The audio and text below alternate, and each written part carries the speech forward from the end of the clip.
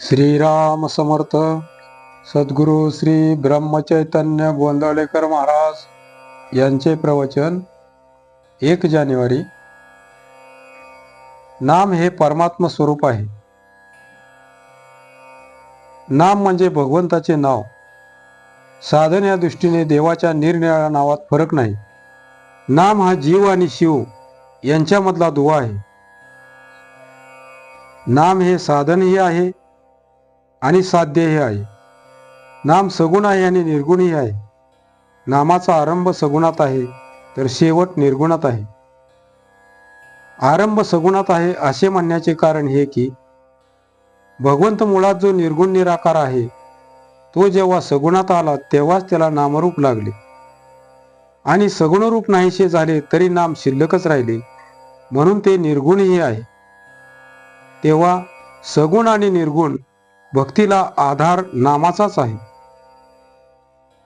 नाम हा सत्संगाचा पाया आहे आणि कळसी आहे. नाम म्हणजे आपली वृत्ती आणि भगवंत यांना जोडणारी साखळीच आहे. लग्न झाल्यावर स्त्री जशी नवऱ्याशी एकरूप होऊन जाते त्याप्रमाणे वृत्तीचे नामाशी लग्न होऊन ती नामरूप बनली पाहिजे. नाम हे अत्यंत सूक्ष्म आहे आणि वृत्ती सुद्धा सूक्ष्म आहे. म्हणून नाम घेण्याने वृत्ती सुधारेल आणि वृत्ती सुधारली की चित्त शांत होईल. चित्त शांत झाले की निष्ठा उत्पन्न होईल. सगळ्याचा भावार्थ एकच आहे. अन्नाला स्वतःची चव असते, त्यात आपण आपली गोडी आणि आवड घालून नंतर ते खातो. पण नामाला स्वतःची अशी चव नाही, त्यात आपणच आपली गोडी आणि आवड घालून ते घेतले पाहिजे. आपण जितकी जास्त गोडी त्यात घालू तितके ते अधिक गोड वाटेल.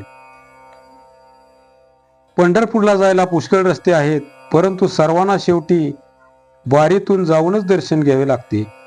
त्याप्रमाणे इतर साधने जरी केली तरी नामसाधन केल्यावरच आत्मस्वरूपाची प्राप्ती होते. आणि म्हणून आपण नाम घ्यावे, ते आपणच आपल्या कानाने ऐकावे आणि ते घेता घेता शेवटी स्वतःला विसरून जावे. हाच नामसाधनेतला आनंदाचा मार्ग आहे. जसे आपणच आपल्या नावात आहे तसे देवाचे देव पण त्याच्या नामात आहे.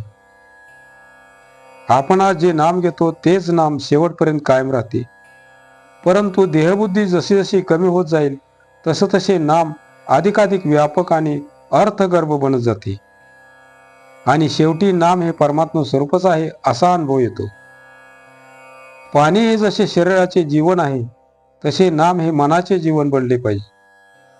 नाम इतके खोल गेले पाहिजे की प्राणाबरोबर ते बाहेर पडावे. आणि अंतकाळी अगदी शेवटी सुटणारी वस्तू म्हणजे भगवंताचे नाम पाहिजे. नामातच शेवटचा श्वास गेला पाहिजे. आजचे बोधवचन: नामात एका आनंदाशिवाय दुसरे काही नाही. जानकी जीवन स्मरण जय जय राम. श्रीराम जय राम जय जय राम.